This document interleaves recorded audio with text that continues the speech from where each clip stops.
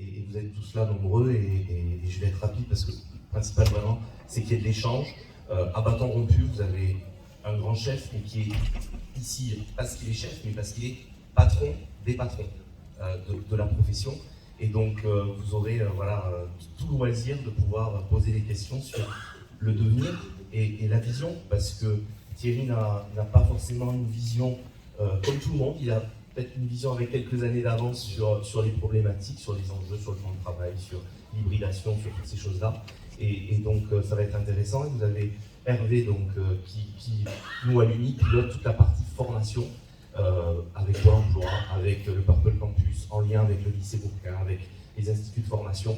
Voilà, le patronat, la fédération patronale est là justement pour essayer de faciliter l'arrivée de nouveaux profils et des profils qui s'intéressent à nos métiers. Et je suis très heureux d'être là avec vous. Je vous remercie.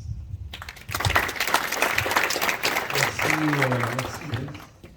D'abord, merci d'avoir organisé, parce que tu vois, c'est tous les échanges que j'aime quand je me déplace avec l'UNI, c'est d'arriver dans des centres de formation, dans des lycées professionnels, dans des CFA, pour rencontrer le public de demain, finalement, le public qui va faire nos entreprises de demain.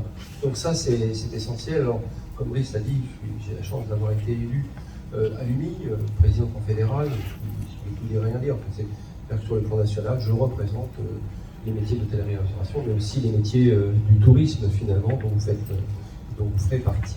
Et ça, c'est important parce que si je parle que de restaurants, je vais parler de 175 000 restaurants possibles en France, avec une diversité absolue. Il y a effectivement des gens qui font une cuisine d'auteur, qui sont dans les 1500 élus de guides tels que Guy Michelin, le Boligno, des listes nationales et internationales. Et puis, il y a tous ceux qui font ce métier au quotidien, dans les brasseries, dans les bistrots, mais aussi maintenant, ça existe, la cuisine à emporter, etc. Donc c'est toute cette diversité qu'on va pouvoir évoquer les choses. On va pouvoir évoquer la formation et surtout, vous qui êtes là, qu'est-ce que vous attendez de cette profession pour demain? Qu'est-ce que vous aimeriez que nous, déjà aux manettes, nous puissions améliorer pour que vous puissiez rejoindre rapidement nos métiers? C'est pas une gageure, nos métiers, aujourd'hui, il nous manque en gros 200 000 postes. Donc c'est important et ça ne se tarira pas. Donc souvent on va entendre que je suis cuisinier, je suis dans les personnels de service, j'ai pas de travail. Ça c'est quasi impossible parce qu'il manque 200 000 postes chaque année, parce que chaque année 140 000 postes nous quittent. Et ils nous quittent parce que les gens partent en pré-retraite, en retraite, et c'est normal. Donc et nous avons des pics jusqu'à 250 000, 300 000 avec des périodes fortes de saisonnalité, et là on va arriver dans une période forte avec les Jeux Olympiques. Vous voyez que nos métiers sont prêts à accueillir quasiment tout le monde, avec des formations à différents degrés, CAP, BEP, voire sans CAP, sans BEP, sans bac professionnel, parce que nous pouvons les accueillir bien avant, et avec Brice, on a fait partie des gens qui avons créé le CV numérique, c'est-à-dire que même des personnes qui sont des fois éloignées d'un projet métier peuvent s'intégrer en venant s'inscrire dans nos entreprises pour qu'on puisse les recruter et ensuite les ramener vers un CFA ou vers une école qui va pouvoir donner la formation dont ils ont besoin. Donc voilà un petit peu ce qu'on va évoquer ensemble. Je vous laisse poser autant de questions, il n'y a pas de tabou, hein, vous pouvez poser les questions que vous voulez. On peut parler de planification, de rémunération, de formation, tout ce que vous voulez. Mais nous, on est là pour faire avancer avec Brice et l'ensemble de l'UNI, faire avancer le métier vers demain. Il y a eu un 20e siècle comme il y a eu un 19e siècle, il y a eu des méthodes de travail, tout ça a évolué, tout ça change, tout ça se replanifie, mais quelle restauration, quelle hôtellerie, quel tourisme nous voulons pour demain, et ce sera avec vous qu'on devra le faire. Donc voilà, à vos questions, et je suis tout oui pour vous entendre. Je vous rassure, c'est toujours les premières questions qui sont difficiles à poser. Lâchez-vous, il n'y a pas de questions idiotes. Et j'essaierai de répondre même aux questions qui sont des fois des questions un peu pièges. Vous avez la parole. Le projet, c'est le projet qui faisait le diplôme. C'est ce que vous devez garder toujours à l'esprit. Ce qui nous permet de garder la tête droite en disant « Ah non, mais moi, dans 2 ans, je me vois là. Je serai dans un restaurant et je serai plutôt spécialisé dans le dessert à l'assiette. Et c'est ce qui me fait rêver, c'est ce qui me fera avancer. Le jour où vous aurez besoin d'autre chose, vous irez le chercher, mais il faut se positionner comme ça au fur et à mesure, à mon avis. Étape par étape. Oui, parce que Oui, alors CEP, CAP bien sûr, alors BEP, BP bien sûr, Bac Pro bien sûr. On se dit oui, mais pourquoi faire? Moi, je milite tout en défendant l'enseignement, hein, bien évidemment. Je ne veux jamais séparer les deux corps, finalement, du monde de l'entreprise. Mais il faut qu'il y ait ces vases communicants quasi permanents entre le monde de l'enseignement et le monde de l'entreprise. C'est le seul moyen d'évoluer vite dans ces métiers. Et vous allez voir que quand vous êtes en alternance dans un établissement, vous allez trouver la vraie vie de l'établissement, le vrai rythme de ce que vous aimez. Et puis, moi je vois bien qu'aujourd'hui, le dessert à l'assiette, il y a des gens qui viennent me voir qui me disent « je veux faire que du dessert à l'assiette ».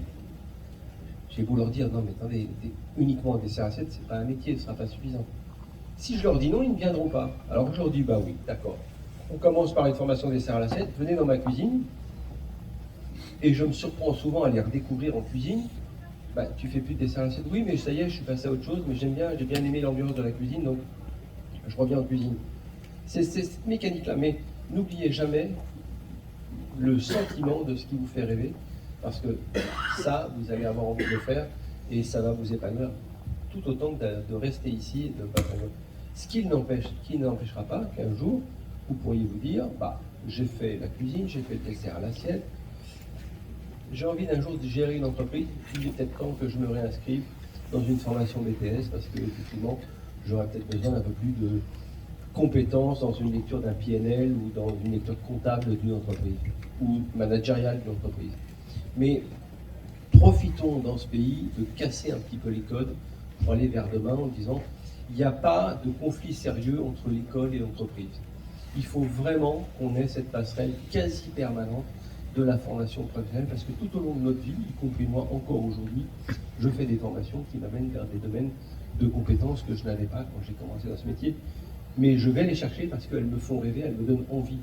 Pas simplement de rester dans un cadre dogmatique, il faut faire comme les autres. Non, non, c'est fini ce temps-là un peu. On est dans une vision totalement différente, il faut faire ce que nous aimons. J'étais avec le ministère de l'enseignement il n'y a pas très longtemps, et on regardait un petit peu sur les parcours, entre 12 et 14 métiers dans une vie. Ça, c'est votre génération. C'est pas la mienne. Moi, j'ai 3-4 métiers dans ma vie. Vous, c'est entre 12 et 14 métiers. Donc, vous allez picorer tout au long de votre vie. Et vous picorez quoi? Que ce qui vous fait rêver, finalement. Ce qui vous épanouit, ce qui vous rend heureux. Donc, c'est ces mécanismes-là qui sont en train de se mettre en place dans nos sociétés. Et vous en êtes un exemple parfait. Vous avez envie de faire des desserts à l'assiette, il faut aller faire des desserts à l'assiette. Allez, 5-6 mois de formation, vous intégrez une entreprise, puis finalement, vous allez découvrir une entreprise qui vous donne envie aussi de voir autre chose. Il y a une chose qu'il ne faut pas oublier, et je termine mon propos là-dessus. Si je prends les métiers de l'hôtellerie-restauration, c'est plus de 35 métiers différents. Et oui, vous voyez, j'étonne tout le monde en disant cela. Vous pouvez rentrer dans ces métiers par la cuisine, par la pâtisserie, par les métiers du service, mais vous pourriez définir que vous avez envie de... Vous arrivez dans un hôtel, vous travaillez dans un hôtel, vous découvrez qu'il y a un IT, un spécialiste finalement de tous ces problèmes informatiques que nous avons dans l'entreprise, vous dites mais c'est un job sympa, ça me plairait, pourquoi pas? Vous allez refaire cette formation. Moi j'ai des gens qui sont rentrés en cuisine et qui aujourd'hui sont dans ces métiers de la communication ou de l'hébergement. Vous voyez, donc il faut se priver de rien finalement, cette capacité tout au long de sa vie d'avoir envie de quelque chose, et le secteur de l'hôtellerie-restauration, avec un plus grand corollaire encore, qui est celui de l'environnement, du tourisme vert, qui est en train de s'installer avec énormément de nouveaux métiers, va faire que vous allez pouvoir vous épanouir. Je donne un exemple, et j'ai horreur de prendre des exemples personnels. J'ai un fils, j'ai 3 enfants. 2 de mes enfants ont des métiers totalement différents, mais j'ai un fils qui a décidé de faire de la pâtisserie un jour. Parce que je lui avais fait faire un stage en cuisine. Il a détesté, donc il s'intéressait à la pâtisserie. Il fait de la pâtisserie, il trouve ça merveilleux, très bonne maison, et puis il rencontre un meilleur ouvrier de France boulanger. Il dit, ah ben non, mais c'est la boulangerie qui me plaît. Et puis il rencontre un autre boulanger qui lui dit, mais moi je fais mon blé, je produis mon blé. Donc il fait un stage dans l'agriculture. Et puis il a fait un stage dans la boulangerie, et aujourd'hui il s'épanouit dans le secteur de la boulangerie. Vous voyez, tous ces univers-là, aujourd'hui, vous allez être en prise directe avec eux, et vous pouvez aller chercher en permanence ce qui vous fait rêver, ce qui vous fait avancer. Ça ne veut pas dire qu'il faut être inconstant permanent, mais il faut se dire, non, aujourd'hui je vais faire du dessert à assiette, je vais aller au contact de l'entreprise, je vais faire du dessert à l'assiette. Et si vous allez dans un restaurant où on fait du dessert à l'assiette, vous êtes un peu la star du restaurant, parce qu'on vient vous voir autant que pour vous que pour le chef, finalement. Donc il y a une harmonie qui se crée là, et finalement, peut-être que un jour vous aurez envie de en faire que de la cuisine. Vous voyez, c'est ces vases communicants-là qui m'intéressent pour se dire, mais ne vous fixez pas, ne vous assignez pas au fait que j'ai un diplôme qui correspond à ça. Non, non. Qu'est-ce qui me fait rêver? C'est ça, je le fais, et la conséquence de votre projet, c'est qu'il y aura un diplôme derrière. Mais ce n'est pas le projet, le diplôme. Personne ne rêve d'être médecin pour avoir un diplôme de médecin pour l'accrocher dans son salon. Quand on veut être médecin, c'est qu'on voulait sauver des vies, c'est qu'on voulait faire naître des enfants, qu'on voulait soigner des maladies. C'est pas le fait d'avoir un bout de papier collé sur le mur de son salon. Gardez ça à l'esprit, de prendre ce qui vous fait rêver dans ces métiers.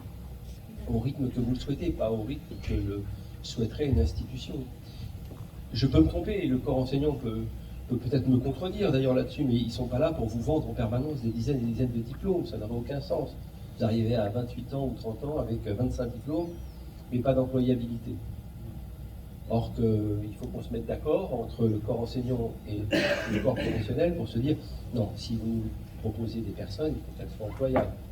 Vous voyez, c'est un peu cette mécanique-là. Gardez ça à l'esprit, quand même, ça me paraît très important d'aller chercher ce qui vous fait rêver, mais ne raisonnez pas que par le diplôme. Voilà.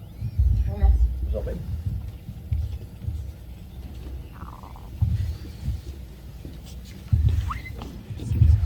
Alors bonjour, je suis en CAP cuisine en première année. Du coup, j'aurais une question, si je peux me permettre de reprendre vos propos. Qu'est-ce que pour vous la restauration de demain, en tant que, du coup, comme vos propos le disaient, patron des grands patrons? Qu'est-ce que pour vous la restauration? Alors, j'aime bien votre question. Vous parlez de la restauration. Moi, je vous dirais les restaurations. Elles vont toutes évoluer. Toutes. Restauration collective, liée aux écoles, aux hôpitaux, au monde de la santé, au monde du grand âge. Vous voyez, tout ce qui est des gens qui vont atteindre le grand âge. Donc le grand âge, c'est après 80. Il y a toute cette restauration-là, toute la restauration de la vente à emporter, toute la restauration qui va être liée finalement à l'agroalimentaire, et toute la restauration liée à la cuisine d'auteur. Vous entendez parler des gens qui ont des étoiles Michelin, qui sont dans des guides, etc., etc. Tout ça, c'est l'univers de la restauration. Donc elle va évoluer vers quoi? Impact social, attirer des gens dans ces métiers pour qu'ils y restent et qu'ils évoluent. Donc ça veut dire, on va parler de planification, de rémunération, de choses là. L'impact social, ça, c'est notre devoir d'y travailler. Et tout l'impact environnemental. Quel produit pour demain dans la restauration, c'est-à-dire quelle agriculture, etc. Très personnellement, depuis 20 ans, je suis très impliqué avec Bleu Blanc Cœur, qui est un label agricole, où on a 7000 agriculteurs qui répondent, parce que je trouvais essentiel de savoir ce que nous, professionnels, nous mettions dans nos assiettes. Et de savoir ce qu'était un bon produit, son impact social, environnemental et nutritionnel. Tous ces domaines-là font partie du domaine de la restauration. Donc vous avez un choix colossal pour choisir un petit peu la voie que vous allez vouloir emprunter. Soit vous voulez aller vers une restauration dite d'auteur, et demain, vous vous prédestinez à être un chef connu, reconnu, et puis vous aurez une dimension planétaire. Moi, je peux vous citer un exemple de Maurice Sacco, mais énormément d'élèves que j'ai pu avoir qui aujourd'hui font leur chemin professionnel. Et puis j'ai d'autres élèves qui ont choisi d'autres voies, qui sont dans la cuisine collective, et qui s'épanouissent dans la cuisine collective, parce qu'il faut à manger pour les hôpitaux, il faut à manger pour des enfants, ou pour des personnes du grand âge.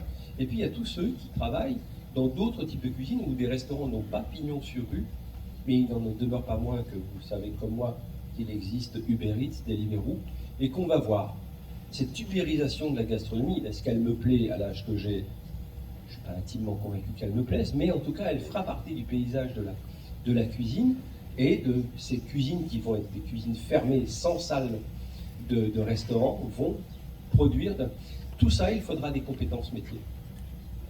Et même si je ne prenais que les compétences métiers de l'agroalimentaire, aujourd'hui les usines à fabriquer des plats cuisinés ferment. Parce qu'on attend autre chose. On va faire des unités beaucoup plus petites dans lesquelles on aura besoin de cuisiniers professionnels pour faire toujours des plats cuisinés que vous trouvez chez des marchands de surgelés. Mais ça existera toujours et il y aura besoin de compétences professionnelles. Elles seront moins grandes, mais il y aura besoin de compétences professionnelles. Vous voyez que vous avez un domaine très large. Voilà comment moi j'entrevois la cuisine du futur. On a une chaire universitaire à Paris-Saclay depuis 2004 et 2006. Dans cette chaire universitaire, on disait quelle gastronomie pour 2050. On était en 2006. Eh bien déjà, tous les chercheurs avec qui nous avons travaillé nous disaient attention, vous allez avoir un problème d'eau. Brice en sait quelque chose. On a un problème de stress hydrique sur cette planète. Donc ça veut dire qu'il faut modifier le comportement alimentaire. Manger moins de viande, de protéines animales et aller plus vers le végétal. Vous voyez que l'impact environnemental est colossal. Tout ça fera une nouvelle restauration dans laquelle vous allez avoir un chemin, je ne dis même pas un chemin, un boulevard pour finalement vous épanouir dans le secteur d'activité que vous voulez avoir. Si je prends simplement la cuisine végétarienne, eh bien on compte que la cuisine végétarienne va prendre 15 à 20% d'ici 2030. Parce qu'on va être obligé de manger plus de végétal que de protéines animales.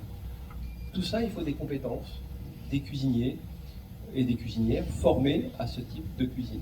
Moi, je n'ai pas été formé à la cuisine végétarienne. Je suis allé me former à la cuisine végétarienne en Inde pour apprendre la cuisine ayurvédique.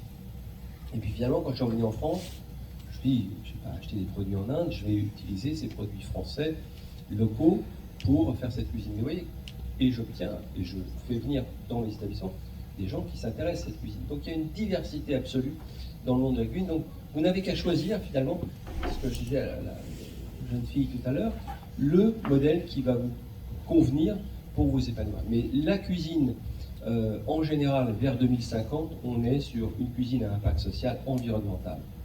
Et on sera très très lié à ce... Si vous êtes à Perpignan, faire venir des produits qui font 14 000 km, ça n'a aucun sens.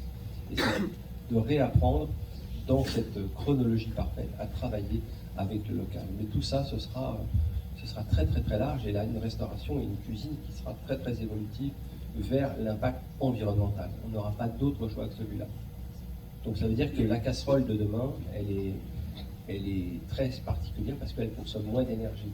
Il y a tout un tas de matériaux aujourd'hui qui sont créés pour aller vers 2050. Vous voyez que le monde de la cuisine est un monde du vivant, de la terre à l'assiette. Et ça, il y a énormément de possibilités d'épanouissement au travers de ça. Et vraiment, vous pouvez avoir confiance dans ces métiers si vous suivez bien ces critères-là de l'impact environnemental. Il est évident qu'on ne pourra pas passer à côté. Merci de cette question, en tout cas, elle est passionnante. Sur votre gauche. Bonjour chef, déjà merci beaucoup, c'est un immense honneur d'être face à vous et de vous parler aujourd'hui. Moi je regarde beaucoup vos meetings, vos discours, et il y a un petit bout de temps de ça, vous avez dit que si on faisait ce métier, si on cuisinait pour gagner de l'argent, on allait échouer. Si on fait ce métier pour être connu, on allait échouer. Mais si on fait ce métier justement pour les autres, pour faire plaisir aux autres, on allait réussir. Et moi-même étant né au Japon et à être dans cette culture de faire plaisir aux autres pour servir aux autres, je voulais avoir votre point de vue dessus, donc qu'est-ce que vous voulez les autres par là? Merci de cette question, parce que je me souviens très très bien de cette conférence que j'avais faite pour l'université de Stanford. Je me souviens très très très bien sur ce que j'avais évoqué là-dessus. On m'avait demandé, la question était basée sur la réussite. Comment être connu, comment être célèbre, comment faire fortune, et c'était un petit peu absurde. Et ma réponse était, merci de l'avoir noté d'ailleurs, était celle-là.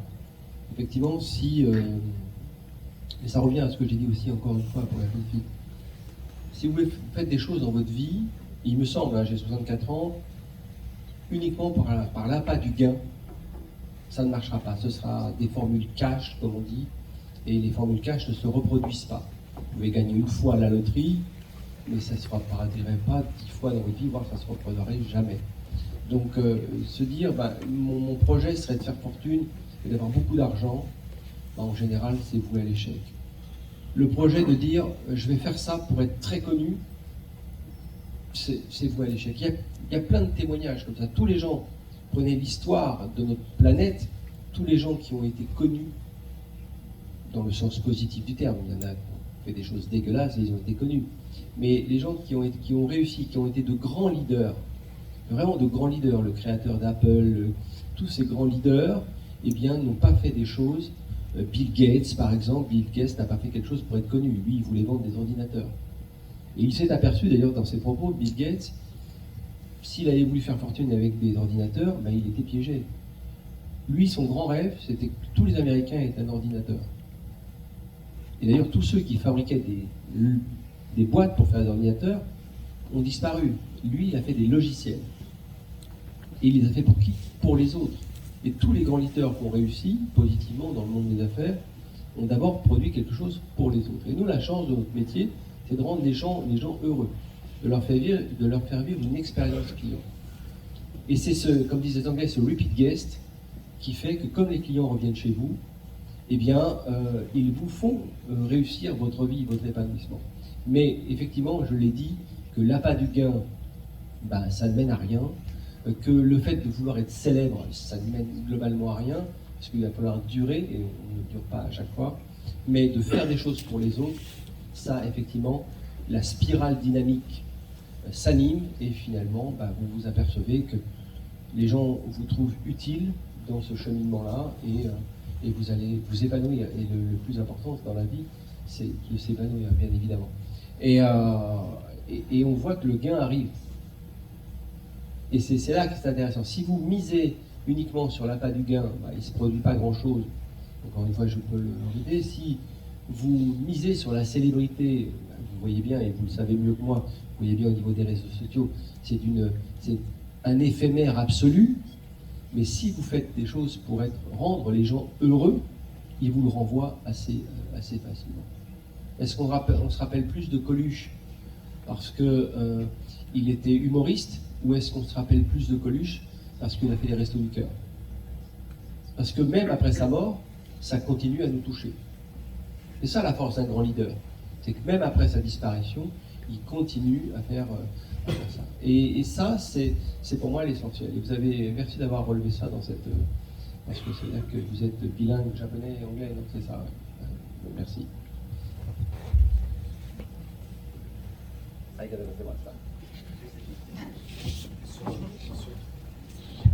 Sur votre droite.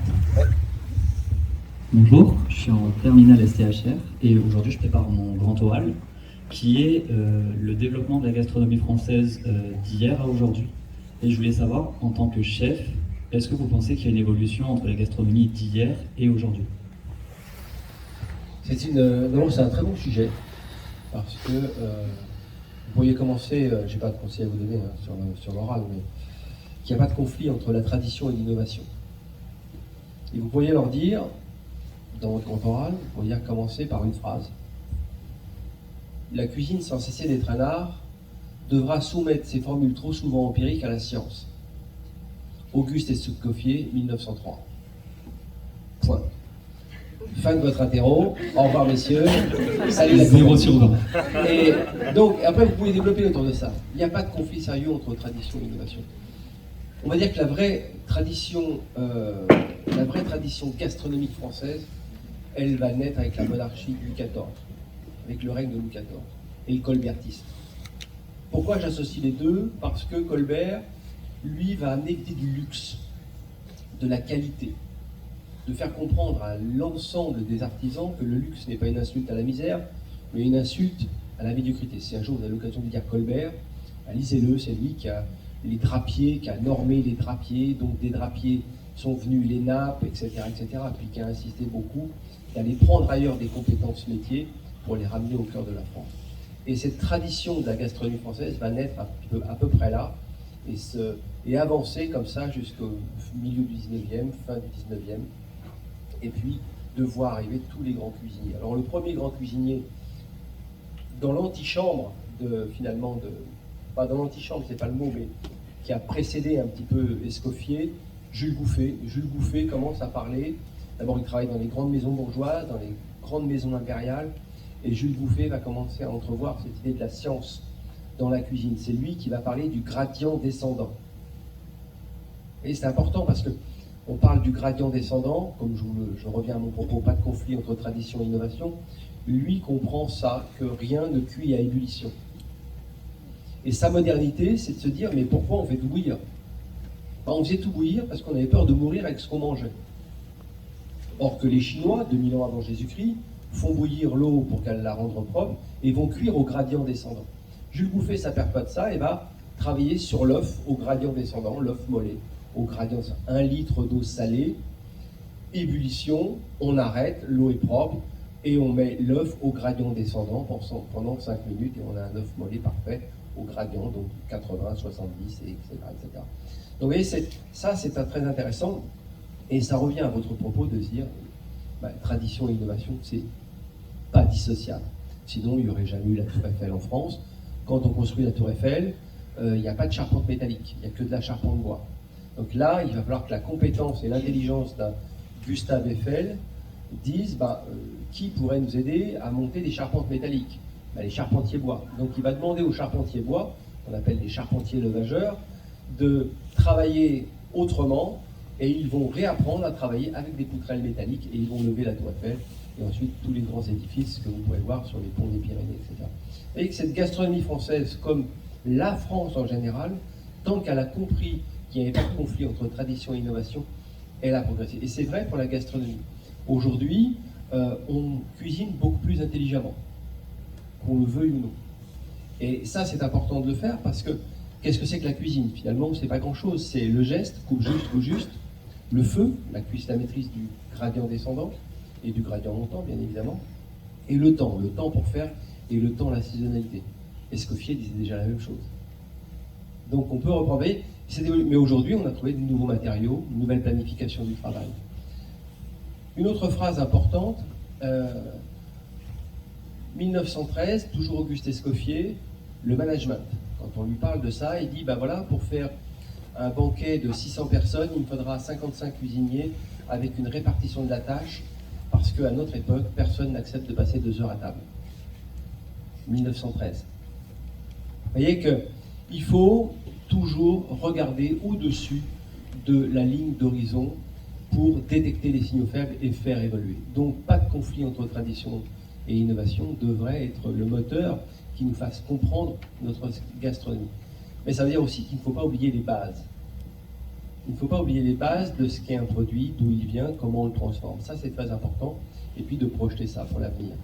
À Paris-Saclay, nous avons la chance d'avoir un hub, on pourrait dire, un cerveau collectif de chercheurs qui nous aident à projeter 2050, 2070 maintenant. En 2004-2006, on projetait 2050, maintenant on projette plutôt 2070, on forecast 2070. Pourquoi 2070? Parce que là, on sera peut-être à la fin de nos stress hydriques ou dans la continuité de notre stress hydrique. Pourquoi? Parce que en regardant ces signaux faibles, on commence, donc ces forecasts, on commence à mettre les backcasts en place.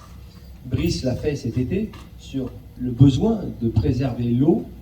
Eh bien, on pense que beaucoup de gens qui travaillent dans l'hydro nous disent 2070, on aura peut-être rétabli un certain nombre de choses. En fait, on s'est aperçu que de la fin du 19e à la fin du 20e, on a gâché l'eau sans savoir vraiment la réguler. D'ailleurs, ma génération, nous pensions que l'eau était gratuite, qu'il y en aurait tout le temps.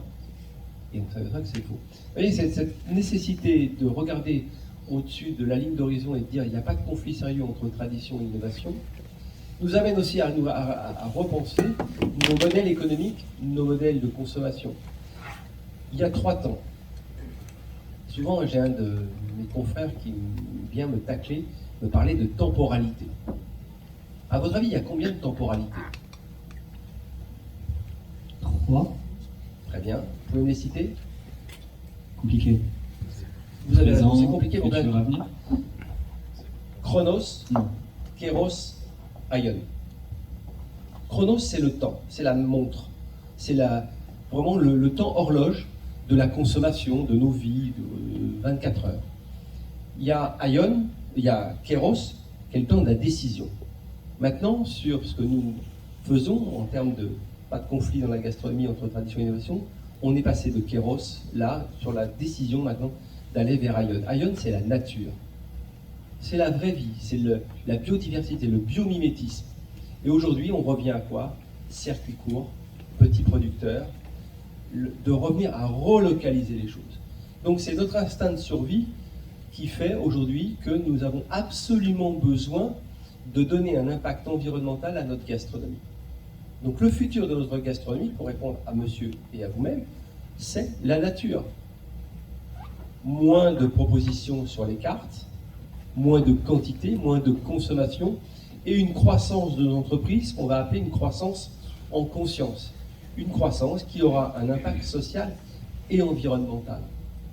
Ça, ce sera la gastronomie de demain. C'est-à-dire que si vous êtes à Perpignan, je vous le souhaite, eh bien, vous allez planter un compas au plein cœur de la ville de Perpignan, vous allez faire un cercle d'environ 90 à 100 km, et vous allez voir tout ce qui peut vous être approvisionné. Vous allez reprendre une technique assez ancienne qu'on avait au XVIIe et au XVIIIe siècle. Chronos, Kéros, Aion, aujourd'hui, on est dans cette période. C'est le cycle normal des choses, et qui n'empêche aujourd'hui qu'il y a quand même des choses autour de ça qui se sont totalement modernisées, sur le temps de travail, sur la planification du métier, sur la façon de cuire. Est-ce que je cuis de la même façon que le faisaient nos arrière-grands-parents, où j'ai trouvé d'autres techniques pour cuire? C'est possible. Vous voyez, on peut aujourd'hui comprendre ce que c'est qu'une herbe potagère. Voilà. Je vous fais ça court, estragon, cerfeuil. Ces herbes, dès qu'elles dépassent 45 degrés, c'est fichu. Ça sent bon dans la cuisine, mais ça ne sert plus à rien dans le plat. Est-ce qu'on va continuer à faire ça? Ou alors, je peux me dire, j'ai appris à transformer des produits par ultrasons. C'est une toute petite machine, vous la trouvez sur Internet, ça vaut environ, 1500 €. Vous mettez ça dans des petits bocaux, et vous mettez vos herbes avec un peu d'huile ou de l'eau, et vous allez, par ultrasons, révéler la saveur intrinsèque de ces herbes. Et vous allez les utiliser dans des petites huiles, comme ça, dans votre assiette ou dans votre plat. Ça, c'est une façon très moderne de pouvoir transformer un produit.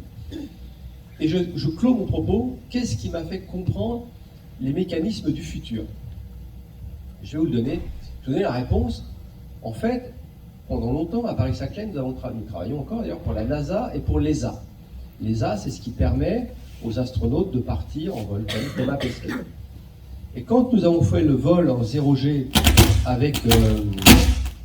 on est agressé. Quand nous avons fait le vol en 0G avec Jean-François Clairvoy, qui est un ancien astronaute de la navette spatiale, il nous a dit tout ce que vous allez faire, tout ce que vous allez apprendre pour l'espace va être plus utile sur la Terre.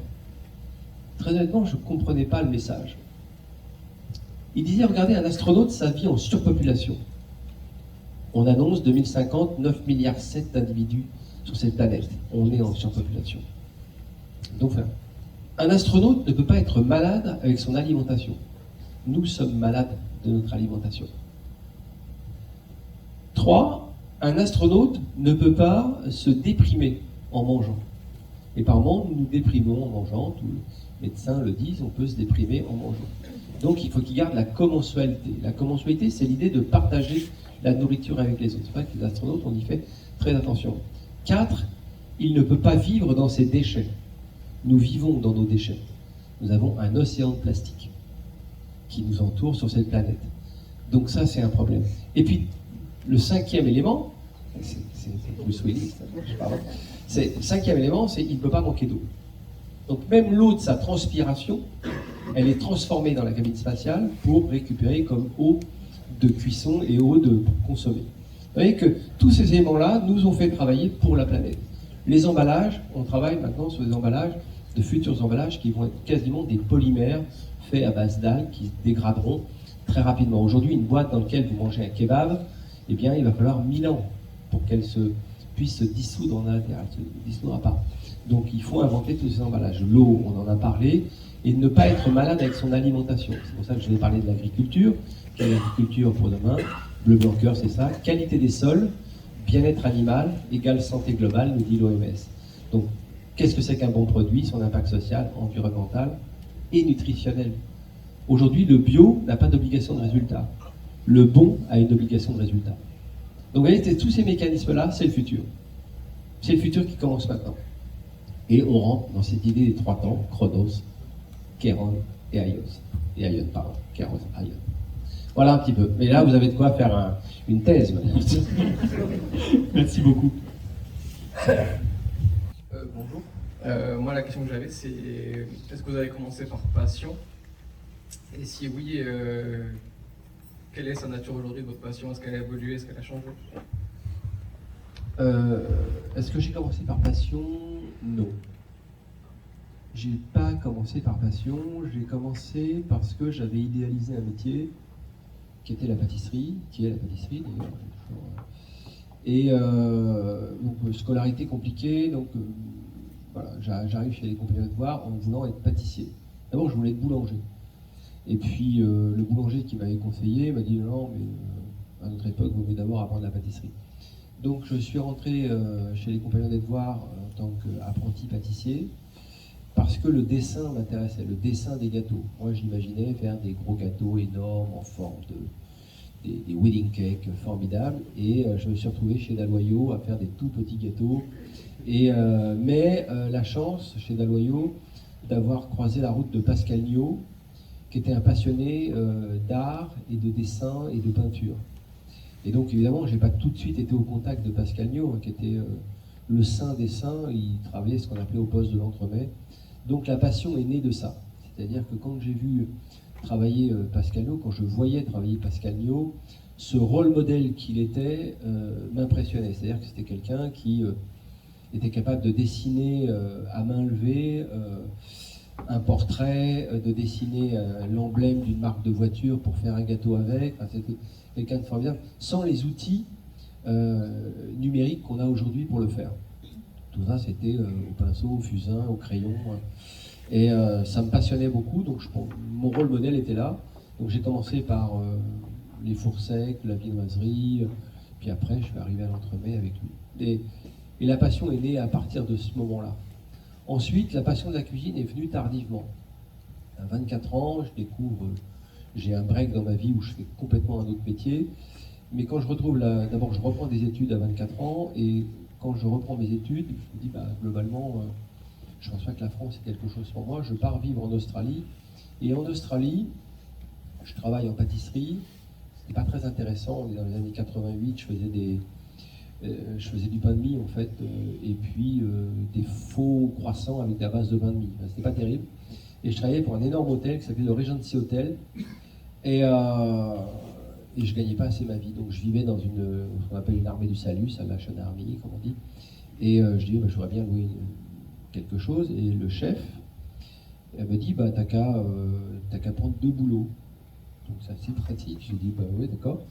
Il m'a dit, mais de toute façon, t'as qu'à travailler au banquet, t'es français. Donc tu connais la cuisine. Donc le fait d'être français me donnait une espèce de valeur ajoutée pour faire la cuisine. Donc je suis arrivé à la cuisine des banquets où il y avait quasiment même pas de chef. Et comme j'étais français, on considérait que j'étais le chef. Et donc j'avais un tout petit livre de cuisine en français. Et tout ce que je faisais, que ce soit raté ou pas raté, les types trouvaient ça formidable. Donc la hollandaise n'était pas cuite, mais ils trouvaient ça bien quand même. Je ne savais pas ouvrir les huîtres, je les trempais dans l'eau chaude. C'est un Philippin qui m'avait montré ça, donc je trempais les huîtres dans l'eau chaude, elles s'ouvraient, je coupais, et il sait ouvrir 100 huîtres d'un coup. Je pensais pour un génie, alors j'étais assez nul. Du coup, j'ai trouvé que la cuisine m'apportait quelque chose de très satisfaisant. Et quelqu'un m'a dit, mais qu'est-ce que tu fous ici, quoi? Rentre en France et apprends la cuisine en France. Grande chance dans ma vie, encore une fois, je soutiens l'idée des rôles modèles, d'aller voir les gens qui vous inspirent, de les rencontrer. Et moi, je rencontre Bernard Loiseau. Je vais me présenter chez lui. Je dis au chef Bernard, je lui dis, voilà, je cherche une place de commis. Et il regarde mon CV, qui était vide, évidemment. Il me dit, non, j'ai besoin de personne. Alors je dis, bon, tant pis. Et il me dit, mais tu as fait tous ces kilomètres pour venir te présenter à Saulieu? Je dis, oui. Et il me dit, tu déjeunes là. Je dis, non, je n'ai pas les moyens.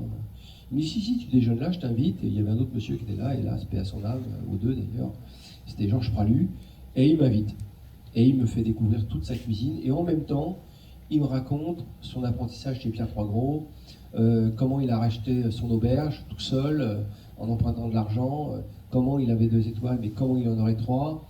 Et il était solaire, quoi. Je veux dire, et j'ai dit, si je fais ce métier-là, je vais le faire comme lui.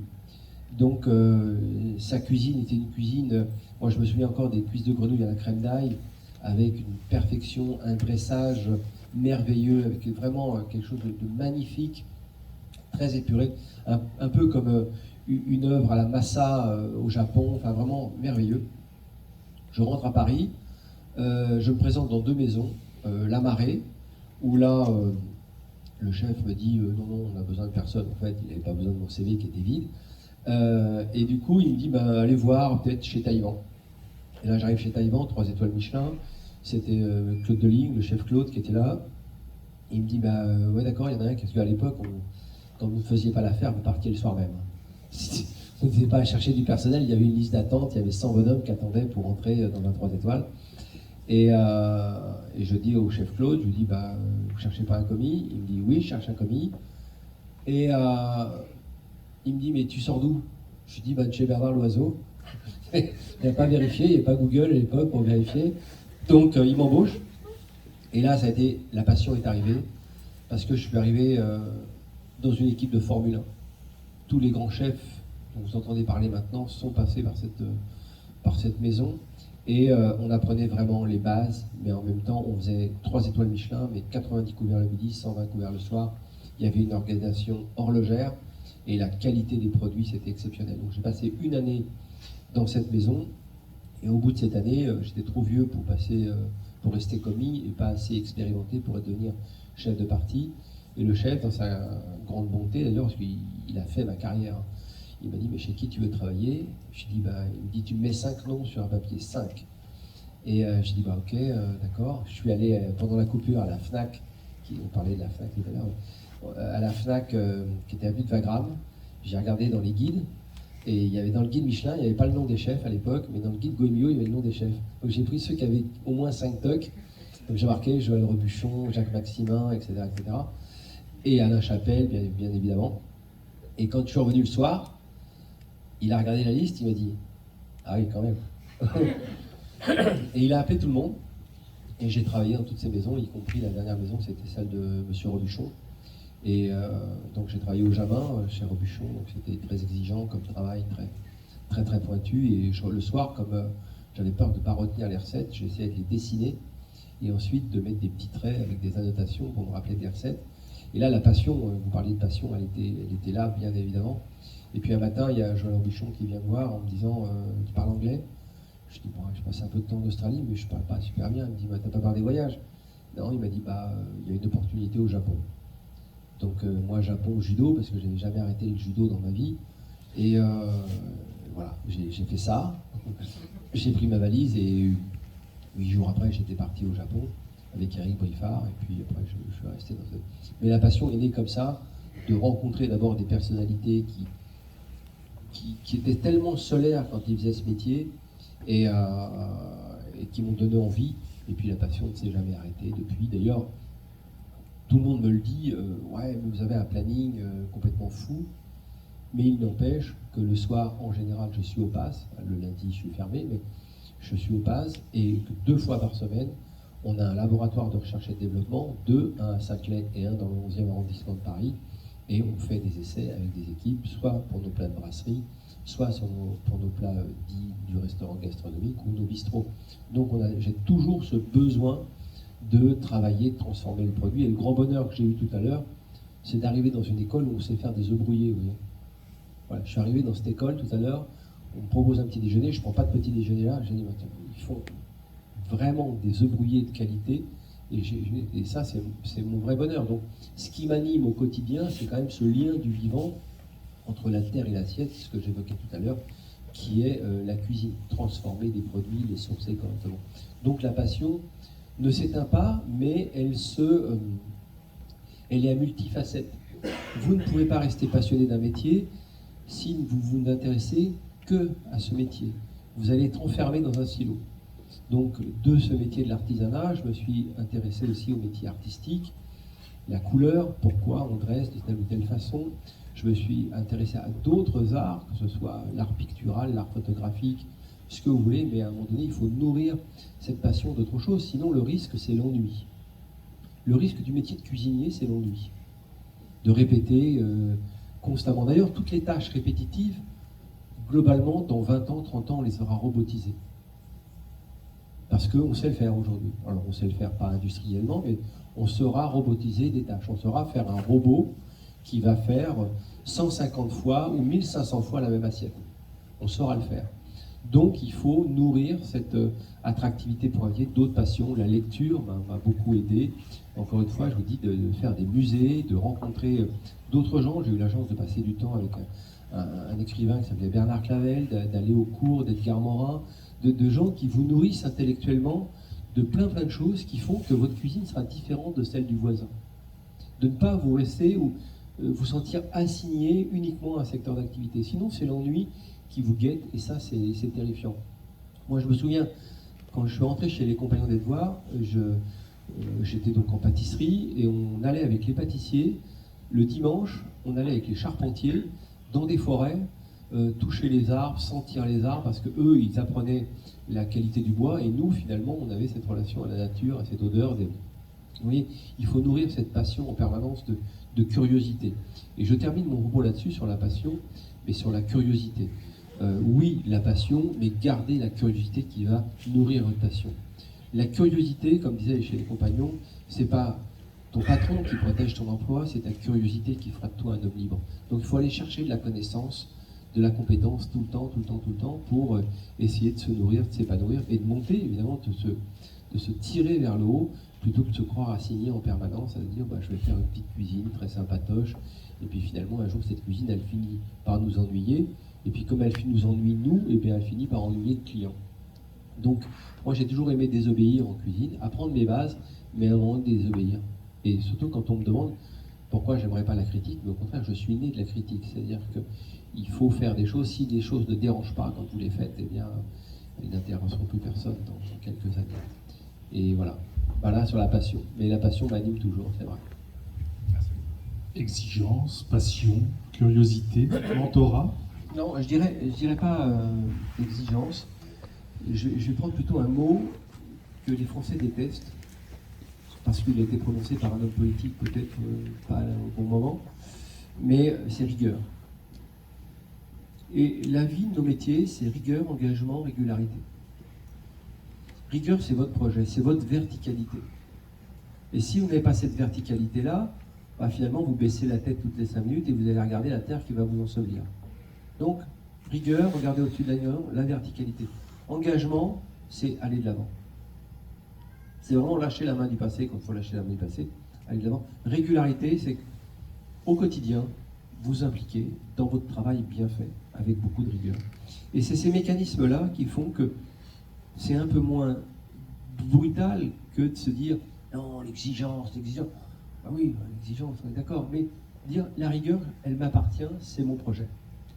Rigueur égale projet. Et donc là, personnellement, vous allez vous impliquer pour faire ensemble. Mais si vous ne comprenez pas pourquoi vous êtes là,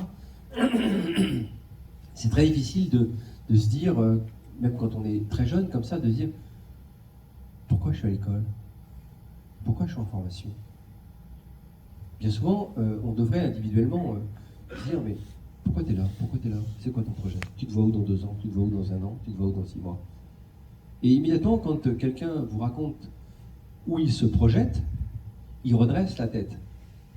Et c'est pour ça que je disais tout à l'heure à la jeune fille, non, le diplôme n'est pas un projet. Le dessert à l'assiette peut être un projet qui te conduit à un diplôme. Et c'est pas le contraire. C'est parce que tu auras un diplôme de dessert à l'assiette ou un BTS de quelque chose ou un BTS de quelque chose que tu auras une employabilité ou que ton projet sera épanouissant. Vous voyez, c'est de bien garder ces paramètres-là pour se dire, à titre personnel, je me vois où? Je me vois où dans 1 an? Je me vois où dans 2 ans? Ouais, j'aurai mon diplôme.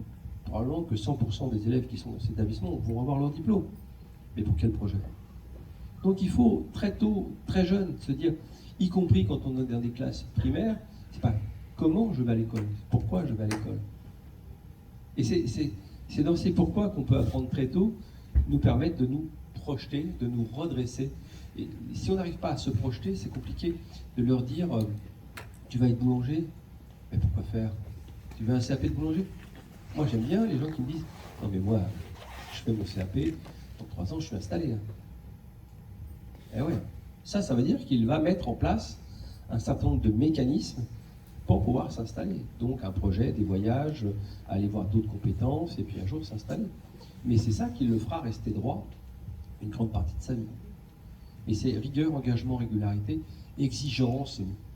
Je trouve que le mot nous écrase un peu. Exigence, bien sûr, il faut être exigeant, mais je trouve que la rigueur et sa verticalité, c'est mieux. C'est Nietzsche qui disait donnez-leur un pourquoi, ils trouveront un comment. Mais si on se l'applique à soi-même, c'est la même chose. Une autre question à votre honneur. Bonjour, j'avais une question à vous poser. Est-ce que pour vous c'est important de changer de maison afin d'apprendre plus amplement les capacités qu'on peut avoir dans certains métiers? Vous avez... Alors, est-ce que c'est aussi vrai qu'à une époque, je ne suis pas convaincu, moi j'ai beaucoup changé de maison parce que c'était la nécessité de construire un CV. Aujourd'hui, la formation professionnelle et le crédit formation qui a été mis en place par Muriel Pénicaud, on avait beaucoup travaillé là-dessus sur les métiers de l'artisanat, vous permet déjà de faire ces voyages sans des fois même avoir à quitter l'entreprise. Vous savez, ce qu'il faut dans une entreprise, c'est ne pas oublier de s'exprimer. Aujourd'hui, quand vous entrez dans une entreprise, c'est de dire clairement. D'ailleurs, moi j'ai deux questions, je vais revenir là-dessus. Quand je recrute quelqu'un, comme bien souvent, maintenant je recrute des gens qui ont beaucoup plus de diplômes que moi. Donc, je leur dis, bon, pourquoi vous voulez travailler dans notre maison, dans notre marque? 2, vous voyez où dans 2 ans? On revient à la même question. Donc ça veut dire que quand vous allez vous présenter à l'entreprise, qui que vous soyez, il faut être très clair avec votre employeur. Lui dire, attendez, moi je rentre chez vous comme commis, mais mon ambition, elle est de. Donc ça veut dire qu'on peut rester des fois dans la même entreprise et que l'entreprise va se charger, ce que je fais moi dans certaines entreprises, de votre montée en compétences. Moi, je n'ai pas des places de chef toutes les 5 minutes, des places de second ou de troisième toutes les 5 minutes. Donc, je vois des gens qui ont des potentiels absolument formidables, leur dire, écoute, on va se faire confiance, tu me dis toujours où tu veux aller, et moi, je m'organise. Bien souvent, j'ai eu, pour prendre le cas de quelqu'un que vous connaissez, parce que vous l'avez peut-être vu à la télé, Maurice Sacco. Maurice Sacco, il a travaillé 5 ans pour moi, et 2 fois il est parti. Quand il était commis, je l'ai récupéré comme chef de parti, et puis un jour, je voyais qu'il tournait un peu en rond, je lui ai dit, j'ai une place de seconde, si tu la veux. Ok, il est revenu. Donc ça fait, en tout, j'ai travaillé 5 ans. Mais il a toujours été clair avec moi. Même du jour où il a voulu faire Top Chef, et du jour où il a voulu monter son entreprise. Je lui ai dit, tu ne pourras pas faire les deux en même temps, qu'est-ce que tu choisis? Il me dit, bah alors, là j'ai été prêt Top Chef, je fais Top Chef, et après je monte mon entreprise. Et il programme les choses. Et il ne m'a jamais rien caché. Et l'ensemble de mes collaborateurs aujourd'hui, dans mon modèle managérial, je leur dis, on va se mettre d'accord tout de suite. Vous voyez où dans 2 ans, vous voyez où dans 1 an, qu'est-ce qui vous fait rêver?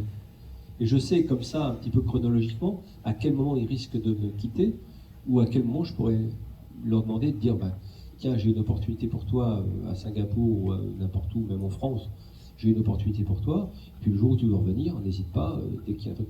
Et c'est cette relation qui doit se fluidifier entre l'entreprise et le salarié. Le management moderne, c'est ça. C'est-à-dire que c'est pas dire, tu me quittes, t'es un voyou, avec tout ce que j'ai fait pour toi. Non, non. C'est d'anticiper un petit peu les choses. Donc, si vous dites, est-ce qu'il faut que je voyage beaucoup? C'est par rapport à votre envie d'apprendre un certain nombre de choses en voyageant. Mais vous pourriez aussi vous dire, je suis dans une entreprise qui, par exemple, ouvre 7 mois de l'année, et peut-être qu'avec cette entreprise, je peux négocier d'aller travailler ailleurs.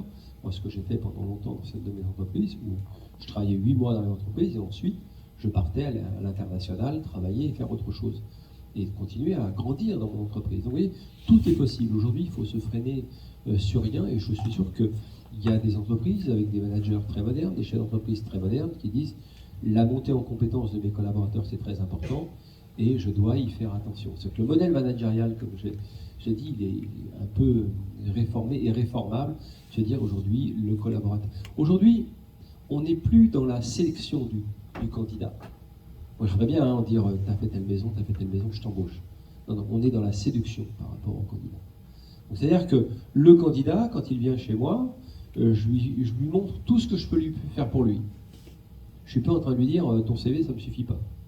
Voir si son CV, aujourd'hui, il ne me le montre pas, c'est pas grave. Vous voyez, tout a complètement changé. Donc ça veut dire que, oui, vous pouvez voyager et faire un peu façon chemin de Compostelle, comme ça, le tour de l'Europe et de vous aguerrir, ou alors dire, moi je travaille dans une entreprise et on va passer un deal avec l'entreprise, et quand je veux vous quitter, je vous quitte pour faire une formation de telle ou telle chose, et je vais continuer ma montée en compétences dans votre entreprise, est-ce que vous pouvez être heureux dans une entreprise? Vous pouvez commencer au bas de l'échelle dans une entreprise, ce qu'on appelle le line staff en anglais, et puis monter dans le middle management et dans le top management, sans pour ça avoir envie de quitter votre région, votre pays, vous trouvez que l'entreprise est formidable, peut-être qu'un jour même vous rachetez l'entreprise. Vous voyez, c'est ce qui se produit aujourd'hui. On n'est plus dans un schéma très début de 20e, avec une hiérarchie très dure, et que celui qui était au bas de l'échelle, s'il n'avait pas d'autre moyen que de partir pour pouvoir évoluer. Ça a complètement changé. Aujourd'hui, la montée en compétence est beaucoup plus rapide que tout à l'heure. J'ai demandé à un jeune homme qui lui avait appris à faire son nœud de cravate. Il m'a dit, c'est YouTube. Vous voyez, le monde a changé. Et je suis pris ça en pleine figure. Je dis, moi, c'était mon papa. C'est autre chose. Donc, vous pouvez tout choisir aujourd'hui. Vous êtes libre. Vous avez une entreprise, une modernité absolue, qui vont vous dire, non, mais reste chez nous. Tu veux partir de moi? Vas-y, on va s'arranger, on va trouver la solution. Tu vas prendre un congé formation, tu pars, tu reviendras avec une montée en compétences. Tout est possible. Le voyage, c'est toujours quelque chose de très intellectuellement intéressant, mais elle n'est pas obligée de quitter l'entreprise. Voilà. Pas que, en tout cas. Comme dans un célèbre concours de Miss, vous n'avez jamais eu un candidat qui vous a dit « moi je veux prendre votre place ». Si, oui, non, c'est pas moi, c'était avec Cyril Lignac, je peux le dire. C'était un garçon qui passait les auditions la sélection pour Top Chef. Il y avait Cyril, il y avait Christian Constant, il y avait... Et voilà, on dit au gamin, mais pourquoi tu veux faire ce concours? Il dit, parce que je veux faire comme vous. Il dit à Cyril, parce que je veux faire comme vous. Il dit, ah bon, tu veux monter des restaurants, tout ça? Il dit, non, mais je veux faire de la télé, c'est tout. Donc je mets ta place, quoi. Mais bon, c'était honnête. Ça n'a pas réussi, mais au moins c'était clair. Allez, on reste sur votre droite. Bonjour chef, je suis en train de lire la cuisine et je serai avec vous. J'ai ma question, c'est en tant que second de commis cuisine, est-ce que la force de persuasion elle est importante, primordiale en cuisine? Bien sûr. D'abord, alors je peux faire très court pour une fois. C'est pas mon habitude, mais la force de persuasion. L'exemple est la seule preuve de l'autorité. Voilà. Moi j'ai appris ça à 15 ans chez les compagnons des devoirs. L'exemple est la seule preuve de l'autorité. Vous pouvez donner des ordres que si vous savez vous-même les exécuter. Si vous dites à quelqu'un qu'il épluche mal une échalote et qu'il la cisèle mal, si vous ne savez pas lui montrer, ça ne fonctionnera pas. Faites ce que je dis, mais faites pas ce que je fais, ça ne marche pas en termes de management. L'exemple est la seule preuve de l'autorité. Tant que vous savez faire, vous pouvez commander. Et ça se vérifie dans tout type de management. Tous les managers qui sont défaillants aujourd'hui, le nombre de fois où j'ai des jeunes managers qui me disent « ouais, non, mais moi, quand je leur dis, m'écoute pas », c'est toi le problème. C'est toi le problème. Moi, quand je vois un manager qui me dit « j'ai un problème », s'il ne vient pas avec la solution, c'est lui le problème. Donc l'exemple restera toujours la preuve de l'autorité. Et ça, c'est important, ça vous ramène à la curiosité, de toujours apprendre, d'anticiper quand vous avez un ordre à donner, de vous rendre compte que vous avez la compétence pour donner cet ordre. C'est pas de s'auto-flageller en permanence et de dire que j'ai pas le droit à l'erreur. Non, c'est complètement autre chose. Mais quand vous expliquez des choses, notamment dans le métier de la cuisine, de la pâtisserie, peu importe, même sur le contact avec le client, vous devez savoir un petit peu guider vos collaborateurs. Ça, c'est vraiment très important, sinon il n'y a pas de raison qu'ils vous suivent s'ils font mieux que vous. Ils vont prendre votre place. Et ça, c'est important dans l'appareil managérial parce que bien souvent, on a des managers qui vont être défaillants parce qu'ils ne vont pas contrôler. Et la brutalité de nos métiers, il va naître de ça. Bien souvent, on se dit, le chef gueule. Un chef qui gueule, ça ne peut pas être un bon chef. Parce que, en fait, il gueule pourquoi? Il gueule parce qu'il s'est fait peur. Déléguer sans contrôler, c'est de l'abandon de pouvoir. À un moment donné, vous êtes obligé de savoir déléguer du travail. C'est obligé. Mais ça vous impose de le contrôler. Donc déléguer sans contrôler, c'est de l'abandon de pouvoir. Donc quand la bêtise est faite, tout le monde se sent responsable, et encore plus le manager, qui se disent j'ai délégué, j'ai pas contrôlé, c'est moi qui suis piégé. J'ai abandonné mon pouvoir. Et à force d'abandonner son pouvoir, on finit par le perdre. Ça revient à ce que je dis, l'exemple est la seule preuve de l'autorité. Ça, c'est très important parce que moi, je n'ai pas vu... Je vais corréler ça d'une d'un souvenir que j'ai quand j'étais jeune apprenti. Je dormais à la maison des compagnons de Tours, et on avait des chambres de 4. Et en dessous, à ma droite, il y avait un jeune compagnon charpentier, je crois. Et le week-end, comme nous on était adolescents, on avait un ancien qui venait voir si tout se passait bien. Et puis il discutait, et puis on expliquait nos problèmes. Et puis il y avait un ouvrier charpentier, compagnon des devoirs, qui lui dormait là, je ne sais pas pourquoi d'ailleurs, mais et il raconte à l'ancien, à notre aîné, il lui dit, moi je suis dans une boîte de merde, les ouvriers avec qui je travaille sont des nuls, heureusement que je suis là, nanana. La conversation perdure, et à la fin, l'ancien s'en va, et lui dit, je suis déçu, je suis désolé pour toi, hein. Puis en plus, dans la vie, on a toujours le personnel qu'on mérite. Voilà, l'exemple est la seule preuve de l'autorité. Si vous êtes exemplaire, si vous faites bien votre travail, vous êtes un repère. Et un repère, eh bien on le suit. Dans repère, il y a père, repère. Et on vous suit parce que vous faites bien. Et comme vous faites bien, on vous fait confiance. Mais la confiance, c'est pas dire je vous fais confiance. Vous mettez tout le monde en confiance. Et vous donnez le train, donc l'entrain dans l'entreprise. Et ça, c'est très important. Moi, quand je suis rentré en France, je travaillais au Japon, j'avais jamais entendu une phrase, par exemple, c'est dire eh, bonjour, comment ça va? Pas comme un lundi. Hein. Le mec vient de flinguer la moitié de l'ambiance du truc parce que lui, il a un problème avec le lundi. Or que si vous arrivez dans la boîte, ça va? Ouais, ça va, tout va bien, je suis droit, il n'y a pas de vrai, on est en pleine forme, tout le monde se sourit. Moi, j'ai organisé ça dans les meetings de mes entreprises tous les matins. Ce qu'on appelle les morning meetings, on se fait un café, on arrive tous avec nos problèmes de vie, mais à l'intérieur, on doit être soudés pour faire gagner l'entreprise. Finalement, si l'entreprise gagne, on gagnera tous. Le partage de la valeur, c'est ça aussi. Donc, c'est intéressant de voir qu'à un moment donné, on contribue à la réussite de l'entreprise uniquement par sa positivité. Et ça, c'est quelque chose, j'y tiens vraiment beaucoup, parce qu'il y a une grande phrase de Bonaparte à Austerlitz. À Austerlitz, il n'est pas interviewé, bien évidemment, mais dans les écrits d'un officier, qu'on retrouve, hein, les cahiers d'un officier qui était à Austerlitz, il y a une phrase, une question qui est posée à Bonaparte, on lui dit mais qu'est-ce que c'est qu'un soldat? Et il dit un soldat c'est un homme indépendant pour vivre mais uni pour gagner. Et l'entreprise c'est vrai la même chose, on ne parle pas de théâtre de guerre, mais on est indépendant, on a nos enfants à l'école, nos vies, on a acheté une moto, pas une moto, une voiture, pas une voiture, une maison, on a des difficultés, sa copine ou le copain est parti, peu importe. Mais dans l'entreprise, on doit se reconnecter à l'entreprise avec le choix de faire gagner l'entreprise pour que nous aussi on puisse monter. Et vous voyez, c'est la même chose. Donc l'exemple est la seule preuve de l'autorité. Tant que vous êtes exemplaire, les autres vous suivent. Le jour où vous ne l'êtes pas, on ne vous suit pas. J'ai une de mes filles qui vit aux États-Unis qui dit toujours You sleep is dog, you get up to please. Si tu dors avec des chiens, tu te réveilles avec des puces. Voilà, c'est tout, c'est aussi bête que ça. Merci. Alors du coup, je me permets de reprendre la parole. J'aurais une question. En tant que vous, Thierry Marx, qu'est-ce que pour vous la meilleure compétence à avoir pour avoir un bon restaurant? Il n'y en a qu'une, l'honnêteté. Il n'y en a qu'une. Vous ne pouvez pas. Je veux dire, je pourrais vous sortir plein d'éléments de langage.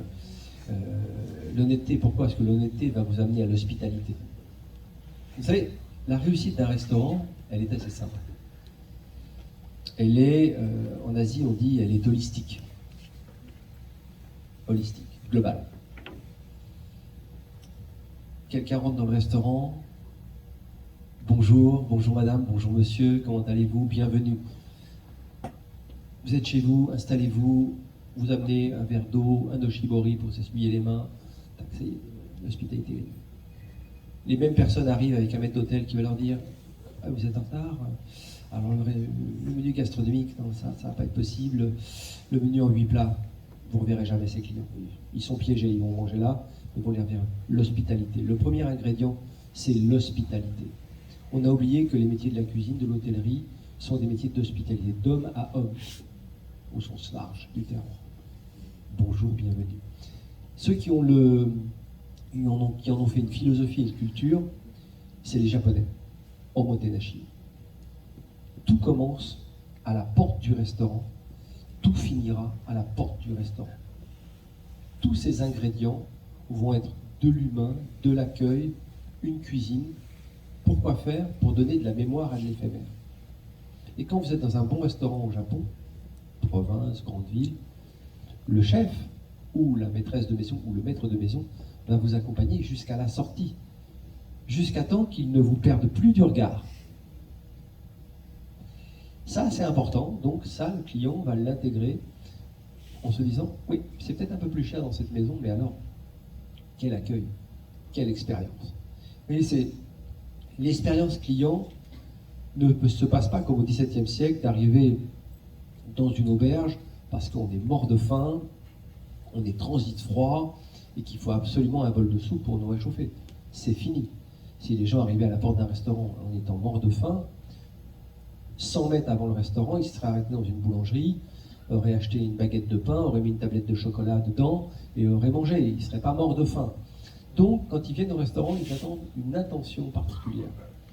Que ce soit dans un bistrot, que ce soit dans une brasserie, que ce soit dans un restaurant, comme je dis, de cuisine d'auteur, eh bien, on attend quelque chose de particulier. Il ne faut pas croire parce qu'on sert une tasse de thé ou un café qu'il ne se passe rien.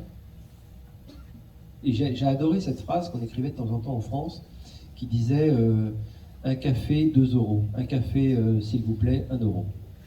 Bah oui, qu'on réapprenne cette courtoisie et qui obligera aussi qui obligera dans le bon sens du terme, le client à se dire, donc je dois au moins aussi avoir un comportement un petit peu différent. Et vous voyez, c'est cette hospitalité, donc cette honnêteté, finalement, qui fait que toute la chaîne de votre métier va être honorée. Mais c'est ce que j'expliquais tout à l'heure pour ces nœuds de cravate. Vous voyez, ça vous paraît rien, mais si vous êtes un serveur servile, vous avez honte de votre costume, vous avez honte de vos chaussures, puis elles ne sont pas trop bien cirées, elles ne sont pas ci, elles ne sont pas ça. Donc c'est un peu gêné. Et c'est vrai que j'en reviens à la phrase de César Ritz. Quand on demandait, César Ritz a ouvert un premier palace entre Genève et Lausanne. En fait, on lui avait confié un ancien château pour en faire un hôtel de luxe. Mais pour recruter autour de ce château, il n'y avait que des ouvriers agricoles. Et à la fin de sa carrière, quand il écrit ses mémoires, César Ritz, il dit, mais la journaliste qui écrit ses mémoires avec lui, lui dit, mais comment vous avez fait pour faire un hôtel de luxe, créer l'univers du luxe dans l'hôtellerie, plein d'autres paramètres, mais comment vous avez réussi? Et sa phrase a été, j'ai fait des gentlemen au service de gentlemen. En fait, j'ai pas fait des serveurs serviles. Ça veut dire que ces gentlemen, finalement, serveurs, savaient reconnaître un client rien que par le port de ses chaussures, le pli de son pantalon, et c'est ça. Et donc, comme eux étaient habillés quasiment pareil que le client, eh bien, les clients s'adressaient à eux comme s'ils étaient des gentlemen, pas simplement des serveurs qui étaient là pour porter des plateaux et dire oui à tout. Non, ils étaient capables d'apporter une réponse, ils étaient capables d'apporter une information, etc. Et il faut garder ça dans les métiers du service. Vous êtes la bibliothèque ambulante du chef, finalement, qui fait la cuisine ou de la maison dans laquelle vous êtes. Donc cette force-là, elle est essentielle. Donc souvent, je m'agace dans les formations professionnelles pour les services, de se dire, pourquoi on commence par l'apprentissage de dresser une table, vu que dans plein d'endroits, on ne dressera plus la table. C'est important de savoir dresser une table. Couvert à droite, couvert à gauche. Pour moi, ce qui est important, c'est de repérer si le client est droitier ou gaucher. C'est plus important. Observe, tais-toi, apprends et comprends, ensuite tu peux innover. Shuari, comme on dit au Japon. Donc ça, c'est intéressant. Donc ça veut dire que moi, j'aimerais que dans les formations liées à la salle, il y ait une formation de posture. Vous savez, regardez, vous posez merveilleusement bien vos questions, vous avez une allocution fluide, très intéressant. Le client, ça le rassure, ça le met en confiance. Donc, nous devrions aujourd'hui commencer nos formations par une théâtralisation de cela. Apprendre à monter sur une scène et ensuite rentrer dans une salle de restaurant, c'est totalement différent. La posture, l'élégance, la kinesthésie finalement, tout ce mouvement corporel qu'on peut avoir quand même, tout ça met le client en confiance. Souvent, moi je le dis à mes jeunes collaborateurs qui sont en salle, pourquoi tu t'agites là? Pourquoi tu vas vite? Pourquoi tu cours? Ben, je ne sais pas, il va y avoir du monde. Ben oui, il est 12h30. Il va y avoir du monde, mais comme tous les jours. Donc, apprendre la chronologie des choses pour que le service devienne beaucoup plus fluide, beaucoup plus organisé. Et les anciens maîtres d'hôtel des années 50, 60, 70 connaissaient ça. D'ailleurs, ils n'asseyaient pas quelqu'un qui pouvait traiter d'affaires, un notaire, un banquier, à côté de gens qui pouvaient entendre. Donc, ils vérifiaient ça. Ça, c'est une stratégie, la salle. L'hospitalité, c'est aussi une stratégie. Et la posture que vous allez avoir, l'élégance que vous allez apporter, et bien finalement, tout ça va valoriser la maison. Et c'est pour ça que j'y travaille beaucoup, parce que dans nos propres entreprises, on a créé des écoles en interne. Comment voulez-vous que je fasse monter quelqu'un de commis de salle à chef de rang? Quel va être mon critère de sélection, à votre avis? Je pense que le mieux serait qu'il puisse, du coup... Non, franchement.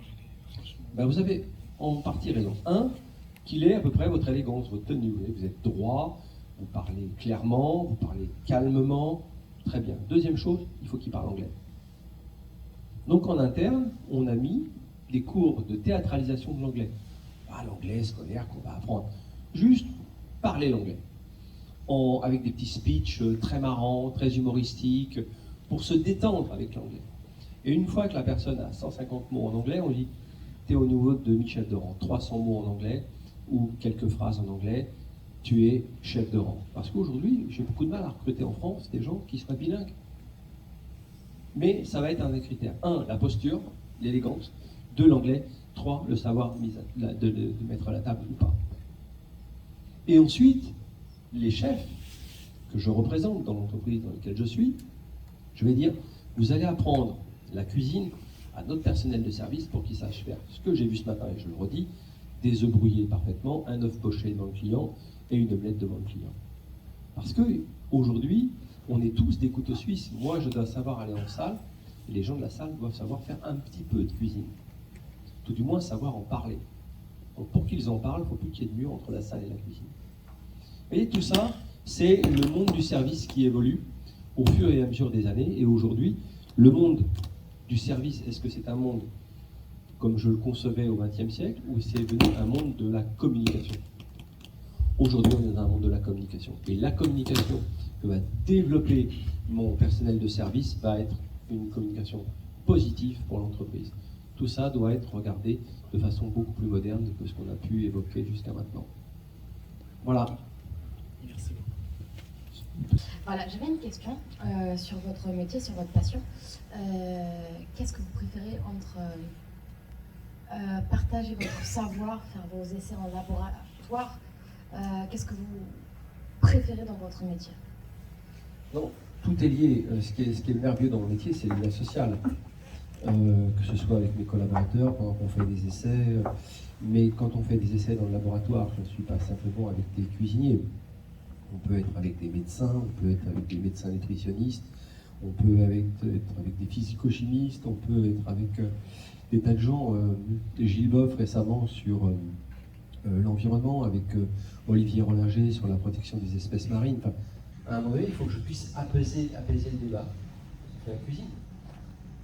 Et on s'assoit autour d'une table, et on mange, et finalement on finit par se faire confiance, et à pouvoir se reparler, débattre sans se battre. C'est la table, c'est Talleyrand. Vous voyez, c'est tous ces mécanismes-là qui m'intéressent. Donc ce mécanisme de... Vous n'imaginez pas, dans cette école, pourtant vous êtes dans une très bonne école dans votre région, vous n'imaginez pas dans quoi vous avez mis le doigt. C'est un métier de lien social permanent. Que vous fassiez de la cuisine, de la pâtisserie, de la boulangerie, tout ce que j'ai vu ici, du service, ce sera un métier de rencontre permanente avec les autres qui vont envier ce que vous faites. Donc ce sont des métiers épanouissants par excellence. Vous n'avez pas rencontré de gens en grande souffrance. Et c'est ça, la magie de ces métiers. Donc il faut intégrer. Donc tout m'anime dans ces métiers, y compris d'être ici ce matin avec vous, de pouvoir transmettre de la connaissance. Je me 34 ans, quelques années de métier, ouais, j'espère encore en avoir beaucoup, mais de partager. On me dit, mais c'est formidable, c'est un métier de transmission. j'ai du goût, d'accord, c'est une transmission, mais la transmission, c'est pas de mettre des gens en conformité, c'est de les rendre curieux. Vous voyez, parce que probablement si je vous parlais de ma cuisine, bah, je vous donne une recette, on la partage ensemble, puis une fois que j'ai le dos tourné, vous allez dire, oh, il est sympa, mais alors, là il met trop de trucs comme ça, là il met trop de sel, là il met... Moi je vais essayer de changer, ça devient votre recette. Donc la transmission, c'est pas de mettre des gens en conformité, c'est de les rendre curieux de votre métier pour qu'ils le fassent eux aussi, avec passion et différemment que vous avez pu le faire. C'est ce qui fait l'évolution. Si on faisait tous la cuisine comme Antonin Carême, bah, il y a bien longtemps que vous auriez abandonné. Antonin Carême, quand il explique la recette de la pâte feuilletée, il dit « je prends de l'eau du puits, je tourne dans les sens droite sur gauche pour que l'eau tourne ». Ça prenait 4 heures rien que pour mélanger l'eau et la farine. Donc c'est pas du tout, les choses évoluent. Et ça a évolué parce qu'il a transmis ça à certains, et finalement d'autres l'ont transmis autrement, etc. La transmission, c'est pas une mise en conformité des gens. Mais ce métier, peu importe par quel bout vous prenez, il est épanouissant. Dès lors qu'il vous épanouit plus, c'est qu'il vous ennuie, et il n'y a rien de pire, il faut aller chercher d'autres curiosités pour pas qu'il vous ennuie. Et là, on vient de sortir l'Atlas des saveurs avec le Paris-Saclay sur comment repérer des molécules identiques dans la forme d'un verre ou d'un saké, dans le vinaigre de cidre et tel ou tel poisson. Vous savez que les molécules sont les mêmes et que finalement vous allez pouvoir faire de nouveaux plats avec de nouvelles saveurs et de nouvelles expériences. C'est génial. Moi j'ai passé 2 ans avec l'équipe de Saclay à travailler là-dessus, et aujourd'hui on livre à des professionnels une capacité à faire une autre cuisine encore un petit peu différente en ayant des mélanges de saveurs qu'ils ne soupçonnaient pas. Or qu'avant il fallait attendre des décennies pour observer que... Mais de comprendre aujourd'hui que le chocolat marche avec le concombre, donc ça veut dire que si je vous dis je vous fais un mélange chocolat-concombre, attendez, peut-être pas. Par contre, si je vous fais un magnifique dressage avec une purification de concombre naturelle, parce que riche en calcium, ça gélifie tout seul, et puis quelques billes de chocolat très amer avec une râpée d'huile d'olive séchée, noire, séchée au four, comme ça, râpée dessus, vous allez voir que le mariage est parfait, le dressage doit être magnifique, il y a un jeu de couleurs, un jeu de texture et de température de produit, donc il y a une émotion. Vous voyez, c'est sans fin, c'est vraiment sans fin. Et plus on va se diversifier, plus on va avoir une cuisine qui va se diversifier. Voilà. D'accord, je vous remercie. Encore une question. Bonjour, j'aurais une question qui entre plutôt dans le cadre social. Ouais. Pour vous, quelle est votre vision de la méritocratie et de l'égalité des chances dans la cuisine? Et qu'est-ce que vous direz à des jeunes qui souffriraient du syndrome de l'imposteur en se sentant moins légitimes que l'autre car ils seraient étrangers ou viendraient de quartiers populaires? Oui, alors le syndrome de l'imposteur, il n'est pas réservé aux jeunes, hélas. On y est tous soumis à un moment donné, alors comment on le dépasse surtout. Parce qu'à un moment donné, on se croit imposteur. Il y a une phrase que j'aime beaucoup, je vais dire dans la littérature française, mais on peut considérer que c'est de la littérature, c'est Audiard. Audiard avait un propos en disant, à force de se sous-estimer, on surestime les autres. À force de se sous-estimer, on surestime les autres. Donc c'est, à un moment donné, quand on pense qu'il y a ce syndrome de l'imposteur, qu'on est dans le syndrome de l'imposteur, il faut se dire ça. J'ai peut-être surestimé les autres et j'ai pas à me sous-estimer. Si je suis là à ma place, c'est que j'ai fait le job pour y être. Donc ça, c'est important. Après, le suite de votre question, pardon, j'ai oublié en vous répondant. Et en parlant du syndrome d'imposteur, qu'est-ce que vous direz à des jeunes justement qui sont pas légitimes de faire de la grande cuisine française parce qu'ils sont étrangers ou qui n'ont pas grandi dans la culture gastronomique française, qui viendraient de quartiers populaires? Non. Moi, je me bats pour ça depuis des années maintenant, pour justement, qu'il n'y ait pas le syndrome de l'imposteur, et puis pour que personne ne se croie assigné à une situation sociale, quelle qu'elle soit d'ailleurs, de précarité. C'est le combat à mener, il est là. Et peut-être que le combat avec l'éducation nationale, il est là. Personne n'a à se croire assigné à un quartier, à une situation sociale, à une situation géographique. À un moment donné, il faut se dire, non, j'ai ma place, je vais aller chercher la compétence. Je pense que là, l'État a une part de responsabilité. Si ça ne se tenait qu'aux ingrédients qu'il y a dans l'assiette, ça ne fonctionnerait pas. Et c'est pareil que quand vous parlez d'honnêteté, d'ouverture d'esprit, sourire intérieur, sourire extérieur, c'est pas le sourire commercial, c'est je suis souriant, je suis ouvert.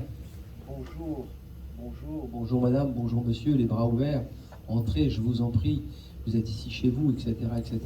Bien évidemment, vous mettez le client, le convive dans une situation qui est extrêmement favorable pour qu'il dise que votre établissement est le meilleur.